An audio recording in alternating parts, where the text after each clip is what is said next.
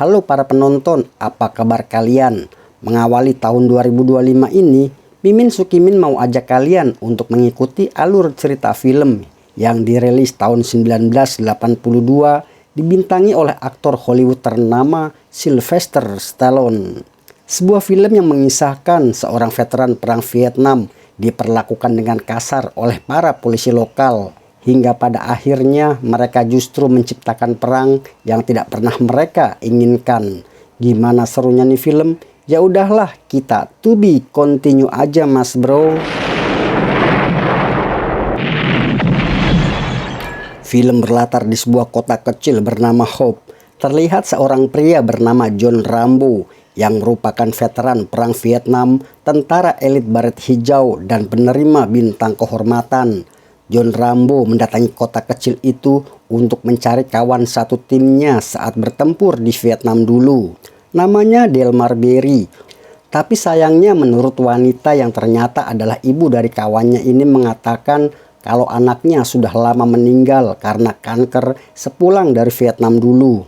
Dengan perasaan sedih dan mungkin juga sedikit kecewa, akhirnya John Rambo pergi meninggalkan wanita itu. Dalam perjalanan yang gak tahu tujuannya mau kemana, tiba-tiba seorang sheriff lokal bernama Will menegurnya. Dia menanyakan siapa yang akan John kunjungi di kota kecil itu.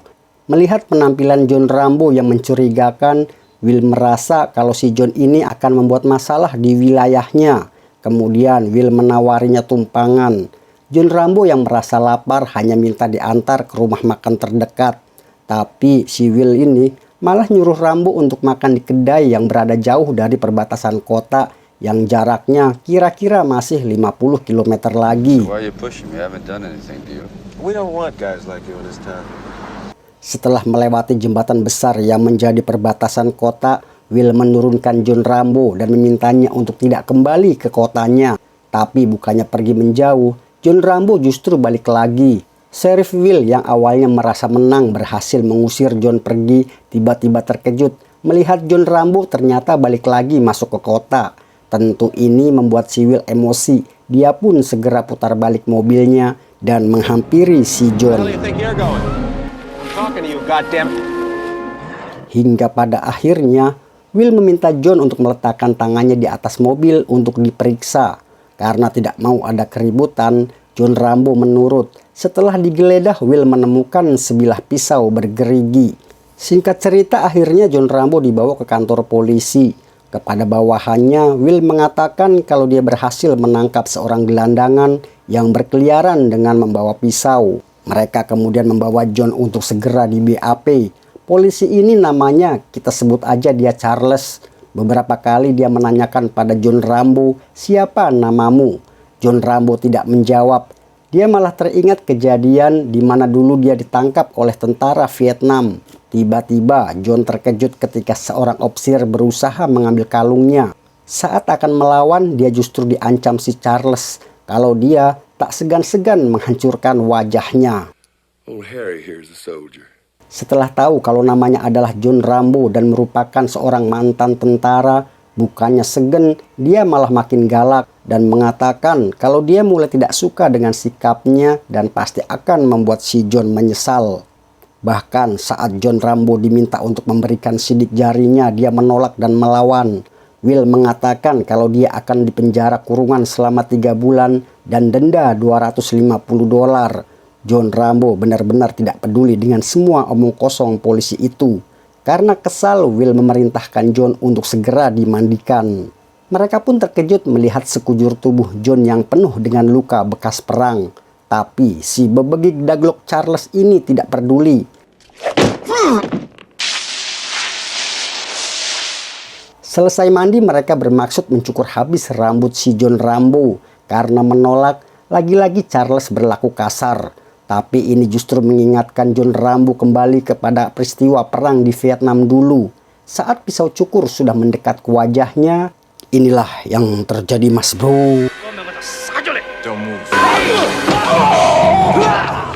John Rambo menghajar mereka semua, termasuk si Charles ini. Dia menghajar siapapun yang menghalanginya. Setelah mengambil kembali pisaunya, John Rambo segera keluar kemudian kabur menggunakan sepeda motor. Selanjutnya adalah aksi kejar-kejaran. Will tidak mau citranya sebagai kepala polisi di kota itu menjadi buruk. Dia terus berusaha mengejar.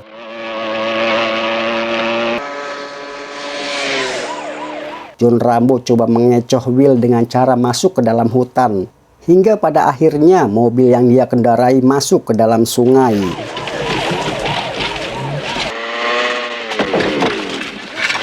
John Rambo meninggalkan motornya, kemudian melanjutkan pelarian. Sebagai seorang veteran perang yang berpengalaman, menghadapi situasi seperti itu bukanlah hal baru bagi John Rambo, tapi tidak bagi Will dan anak buahnya.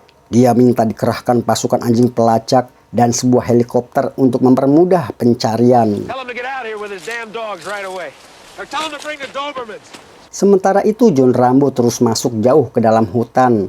Tak jauh di belakangnya, pasukan Will dengan anjing pelacaknya terus mengejar. Hingga pada akhirnya John Rambo terjebak. Tidak ada lagi jalan keluar. Apalagi suara anjing pemburu sudah semakin dekat. Akhirnya John Rambo nekat menuruni tebing yang curam itu. Tapi sial, tiba-tiba muncul helikopter yang membuat John Rambo semakin terpojok.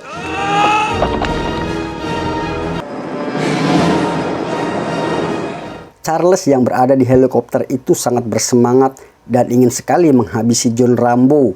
Dia terus menembak. Karena posisinya terlalu jauh, Charles meminta si pilot untuk lebih mendekat. Tapi permintaannya ditolak mengingat lokasi yang sempit dan berbahaya bagi helikopter. Charles tidak peduli, dia malah mengancam si pilot. Jika menolak, dia tidak segan-segan menembaknya. Beberapa detik kemudian, inilah yang terjadi mas bro.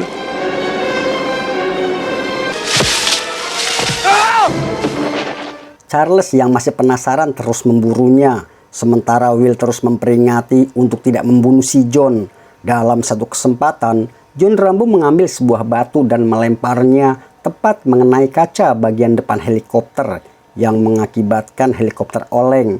Dan Charles pun terjatuh menghantam bebatuan hingga akhirnya dia mokat. Wing, gedebug, ngek. John Rambo bergegas mengambil senjata dan melepas jaket milik Charles. Kemudian dia menjahit lukanya sendiri. Sementara itu, Will bersama anak buahnya terkejut melihat kondisi Charles yang sudah tidak lagi bernyawa. Tiba-tiba mereka dikejutkan dengan munculnya John Rambo dari persembunyian. Will mengira kalau John Rambo akan menyerahkan diri, tapi dia salah. John Rambo keluar hanya untuk mengingatkan Will dan anak buahnya kalau dia tidak bersalah dan tidak mau lagi ada korban berjatuhan. Tapi Will terus mengancam dan akan menembak kepalanya kalau John Rambo tidak mau menyerah.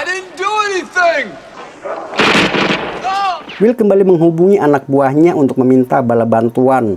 Anak buahnya memberitahu kalau Will sudah salah sasaran karena yang mereka buru adalah seorang veteran perang Vietnam, baret hijau, dan penerima medali kehormatan. John Rambo is a Vietnam vet. He's a Green Beret. Guy's a war hero. I knew there was something about that guy. Tapi sepertinya Will tidak peduli. Dia tetap ngotot minta dikirimkan bala bantuan. Sementara anak buahnya yang lain terlihat mulai khawatir dengan keselamatan mereka. Kita kembali pada John Rambo yang sedang sibuk mempersiapkan jebakan. Rupanya Will dan anak buahnya tak mau menyerah. Mereka terus berupaya memburu John Rambo untuk membalas kematian si Charles. Satu persatu John Rambo mulai melumpuhkan mereka. Keadaan pun semakin membuat anak buah Will panik. Sepertinya bukan mereka yang memburu si John Rambo, tapi merekalah yang diburu.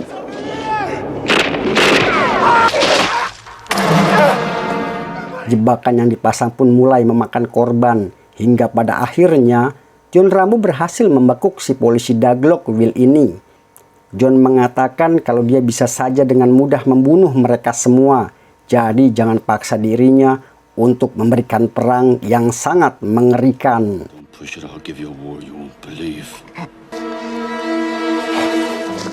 Sepertinya perburuan itu membuat heboh semua pihak, termasuk polisi negara bagian pun sudah ikut turun tangan.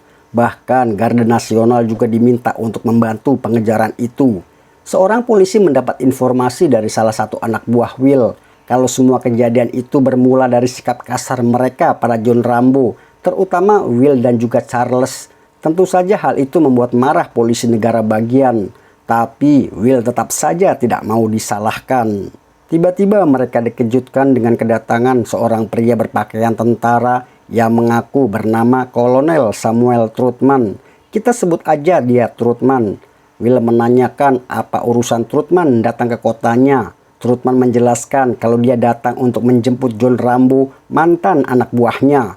Trotman lah yang merekrut, melatih, dan juga mengirimnya ke perang Vietnam. Dengan sombongnya, Will mengatakan kalau John Rambo sekarang adalah warga sipil biasa yang menjadi buruannya. Trotman memberitahu kalau dia datang bukan untuk menyelamatkan John Rambo, tapi sebaliknya menyelamatkan mereka dari kemarahan John Rambo. I'm just amazed that he allowed any of your posse to live. You're lucky to be breathing.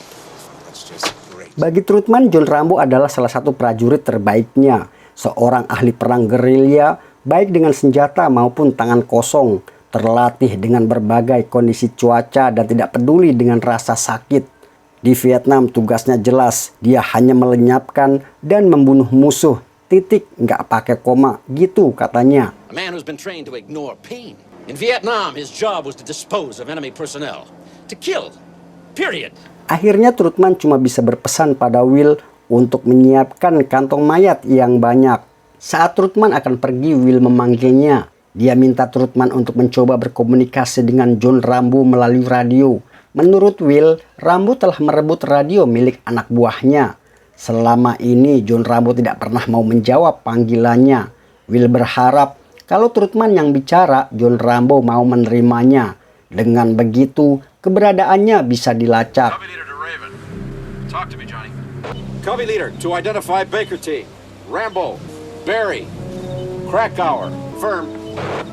This is Colonel Troutman. Tak berapa lama terdengar suara John Rambo menjawab panggilan Trotman. Tanpa membuang waktu, Will segera melacak keberadaannya. Trotman mengatakan pada Rambo kalau kepolisian tidak lagi mau ada masalah. Karena itulah dia datang untuk menjemput dan membawanya pulang. Tapi John Rambo menolak. Menurutnya, polisi-polisi itulah yang bajing. Tit! Dia hanya ingin mencari tempat untuk makan, tapi mereka menangkapnya seperti seorang penjahat dan mulai mencari masalah dengannya. Begitu kata si John Rambo. There wouldn't be no trouble except for that king shit cop. All I wanted was something to eat. They drew first blood, not me.